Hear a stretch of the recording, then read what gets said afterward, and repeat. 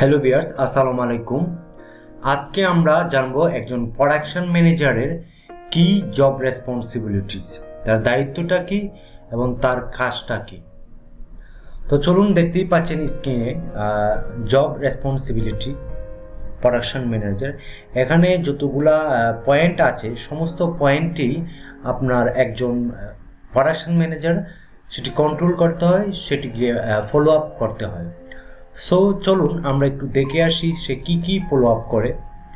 Ensure achievement of production targets and guide production team to achieve targets for the respective unit within given time frame।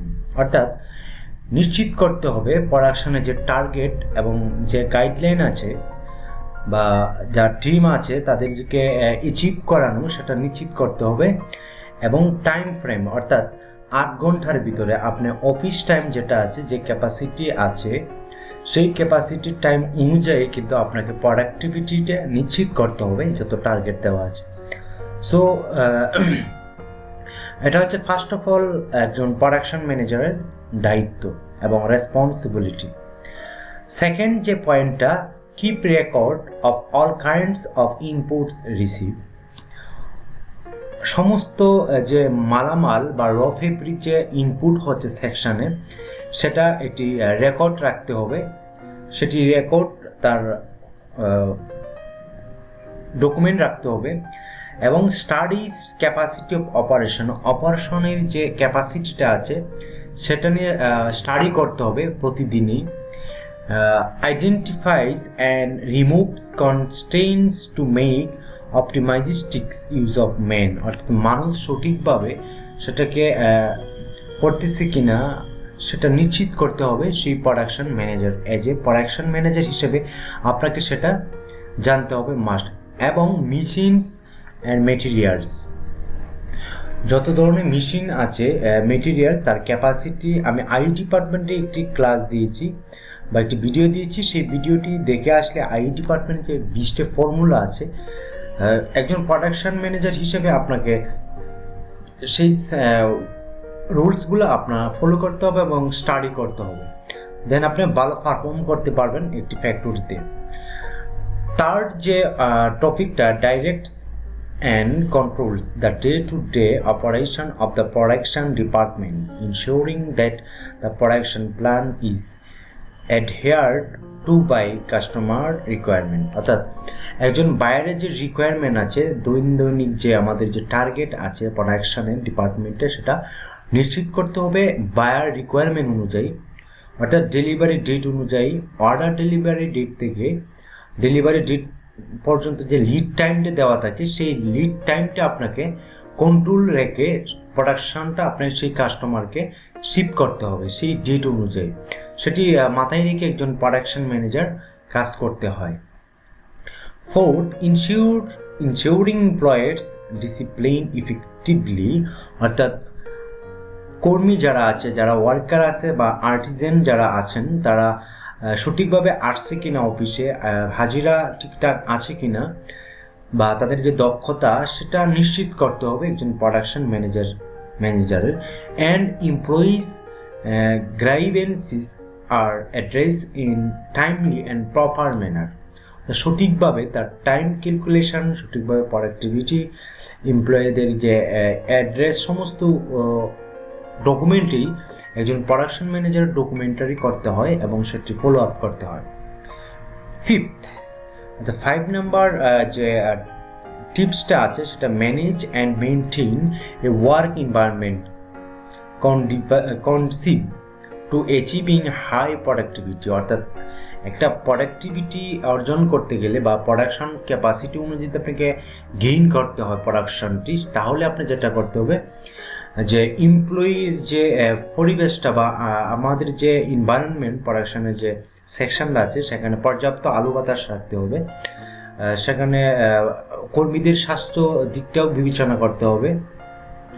এখানে যে ক্যাপাসিটিটা আছে, একটা সেকশনে যে capacity দেওয়া হয় প্ল্যানিং ডিপার্টমেন্ট থেকে বা আই ডিপার্টমেন্ট থেকে, সেই ক্যাপাসিটি অনুযায়ী তাকে লোড দেওয়া হয়। সেই লোড অনুযায়ী আপনার পরিবেশ কন্ট্রোল করতে হবে এবং কর্মীদের স্বাস্থ্য সব কিছু সুরক্ষিত রেখেই কিন্তু আপনাকে প্রোডাক্টিভিটি সর্বোচ্চটা অর্জন করতে হবে। সেটা হচ্ছে একজন প্রোডাকশন ম্যানেজারের দায়িত্ব, এবং জব রেসপন্সিবিলিটির মধ্যে এটি মেইন যে দায়িত্ব, সেটি ওর পাশে অনেক দায়িত্ব আছে, সেটিও আপনাকে মেনটেন করতে হবে। আর 6 নাম্বার যে points, directs and controls the improvement of production process, অর্থাৎ প্রোডাকশন প্রসেসগুলোকে ফ্লো রাখতে হবে এবং ইমপ্রুভ করতে হবে, সেটাকে বাস্তবায়ন করতে হবে। কিছু কিছু প্রোডাকশন সমস্যা হতে পারে, সমস্যা সমাধান করার দায়িত্ব হচ্ছে প্রোডাকশন ম্যানেজারের। সে প্রোডাকশনের যে আই ডিপার্টমেন্ট থেকে বা প্ল্যানিং ডিপার্টমেন্ট থেকে যে ফ্লো চার্ট দেওয়া হয় একটি প্রোডাকশনের বা একটি প্রোডাক্টের যে ফ্লো চার্ট, সেই ফ্লো চার্টটাও আপনাকে ইনশিওর করে আপনাকে প্রোডাক্টিভিটি ইমপ্রুভ করতে হবে। And reduce all types of wastage by proper planning, অর্থাৎ রিডিউস করতে হবে যে কোনো ওয়েস্টেজ, টাইম হতে পারে, এনপিটি হতে পারে, নন প্রোডাকশন এনপিটি, নন প্রোডাকশন টাইম, অর্থাৎ প্রোডাকশনের বাহিরে আমরা কর্মীদের বিভিন্ন ধরনের সমস্যা হতে পারে, সে ওয়াশরুমে যেতে পারে, তার অসুস্থ হতে পারে এবং সে ব্যক্তিগত কিছু কাজ করতে পারে, সেইগুলো রিডিউস করতে হবে, হ্রাস করতে হবে। সেদিকে একজন প্রোডাকশন ম্যানেজারের থিঙ্কিংটা চিন্তা করতে হবে, থ্রটগুলো অ্যাক্টিভ রাখতে হবে সবসময়। লাস্ট 7 নাম্বার যে টপিক্সটা oversees technical terms word and give guidance when required in order to manage quality, অর্থাৎ আপনার কোয়ালিটি, একটি প্রোডাক্টের কোয়ালিটিও আপনি কন্ট্রোল করতে হবে। যে বায়ার রিকোয়ারমেন্ট অনুযায়ী যে কিউসি ডিপার্টমেন্ট সেটা কন্ট্রোল করবে, কিন্তু বাট আপনার প্রোডাকশন ম্যানেজারও সেটা নিশ্চিত করতে হবে যে ভালো একটা প্রোডাক্ট দেওয়ার জন্য বায়ারের রিকোয়ারমেন্ট অনুযায়ী, কারণ সেই রিকোয়ারমেন্টে দেওয়া আছে আপনি কত এনচি অ্যালাউন্স করবেন, সুইং অ্যালাউন্স কত হবে, প্রোডাক্টিভিটি কেমন হবে, কোন ধরনের প্রোডাক্টিভিটি হবে, সেই দিকটিও বিবেচনা করতে হবে একজন প্রোডাকশন ম্যানেজার কার্যক্রম। লাস্টের যে পয়েন্টটা, guides and trains up the new employee, অর্থাৎ এমপ্লয়ীদেরকে নতুন যে ধারণা বা নতুন যে ট্রেন চলে বর্তমানে, তার ফেসিলিটি সব কিছুই আপনি কিন্তু একজন প্রোডাকশন ম্যানেজারের মাথায় থাকবে। এমপ্লয়িজ ফর হায়ার প্রোডাক্টিভিটি, অর্থাৎ যাতে করে ভালো প্রোডাকশন দিতে পারে সেই ব্যাপারে মোটিভেট দিতে হবে এমপ্লয়ীদেরকে, বা যারা ওয়ার্কার আছে, আর্টিজেন আছে, তাদেরকে মোটিভেট দিতে হবে, তাদেরকে ইন্সপায়ার করতে হবে যাতে প্রোডাকশনটা আরও দ্বিগুণ হয়। এই ছিল একজন প্রোডাকশন ম্যানেজারের জব রেসপন্সিবিলিটি। যারা প্রোডাকশন ডিপার্টমেন্টে জব করতে চান, প্রোডাকশন ডিপার্টমেন্টে যারা কাজ করতে চান, তাদেরকে এই জিনিসগুলো মাথায় রাখতে হবে, এবং এই জিনিস এখানে যে পয়েন্ট আকার দিচ্ছি সেই পয়েন্টগুলো নোট ডাউন করে আপনাকে সেটি শিখতে হবে যে অ্যাচিভমেন্ট টার্গেট কি, সেকশন টার্গেট কি, ক্যাপাসিটি কি, তারপরে ইফিসিয়েন্সি কি, মেশিন ইফিসিয়েন্সি আপনার ফ্যাক্টরি কেমন আছে, তারপর আপনার ক্যাপাবল কেমন আছে, একটি কোম্পানির কেপিআই কীরকম আছে, সেটা আমি আই ডিপার্টমেন্টের একটি যে ক্লাস দিয়েছি সেটি অবশ্যই দেখে আসবেন, তাহলে আপনারা ক্লিয়ার হয়ে যাবেন। যারা টেক্সটাইল ইন্ডাস্ট্রিয়াল বা টেক্সটাইল গার্মেন্টসে যারা জব করতে চান, তাদের জন্য এই ভিডিওগুলো খুব ইম্পর্টেন্ট বা খুব হেল্পফুল হবে। আর যারা ইন্টারভিউ দিতে চান, এই যে জব রেসপন্সিবিলিটি আগে আপনি স্টাডি করবেন। বিডি জবসে যেখানে আপনি দেখবেন যে আপনি সার্কুলার পাচ্ছেন, প্রথমে আপনি যেটা করবেন, জব রেসপন্সিবিলিটি আপনার বিডি জবস থেকে সংগ্রহ করবেন, করার পরে সেখানে স্টাডি করবেন যে, আর ভাইভা বোর্ডে কিন্তু আপনাকে সেই বিষয়টি উপরে, জব রেসপন্সিবিলিটির উপরে আপনাকে কোয়েশ্চেন করবে, আপনাকে সঠিক প্রপার ওয়েতে আপনাকে সেই আনসারগুলো দিতে হবে।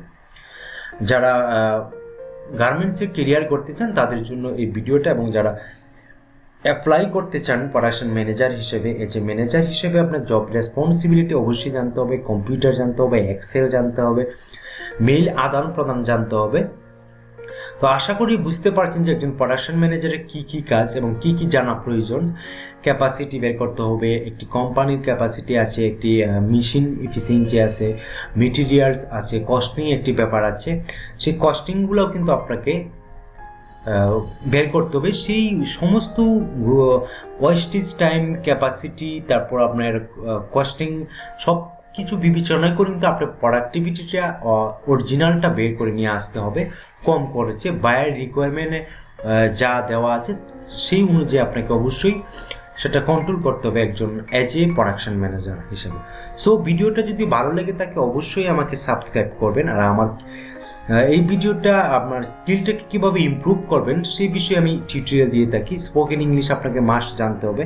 আপনি যদি টেক্সটাইল গার্মেন্টস সেক্টরে কাজ করতে চান বা প্রাইভেট যে কোনো সেক্টরে কাজ করতে চান, আপনার কিন্তু অবশ্যই আপনাকে ইংরেজিটা জানতে হবে। সেই জন্য আমি ইংরেজি একটি বেসিক যাতে আপনি ইংরেজিতে কথা বলতে পারেন, মেল আদান প্রদান করতে পারেন, সেই জন্য আমার এই ভিডিওতে আমার ইংরেজির উপর বেশ কয়েকটা ভিডিও দিয়েছি। আপনি অবশ্যই সেখানে দেখে আপনার বেসিক ইংরেজি যে বেসিক স্কিলটা সেটা ইমপ্রুভ করতে পারেন। সো ভালো থাকবেন, সুস্থ থাকবেন যে যেখানে আছেন। যদি ভিডিওটা উপকারে আসে তাহলে অবশ্যই শেয়ার করবেন, এবং আপনি যদি ভালো কেরিয়ার করতে চান, স্কিলটাকে ডেভেলপ করতে চান, তাহলে আমার সঙ্গে থাকুন, সাবস্ক্রাইব করুন। তো যে যেখানে আছেন ভালো থাকেন, সুস্থ থাকেন। আল্লাহ হাফেজ।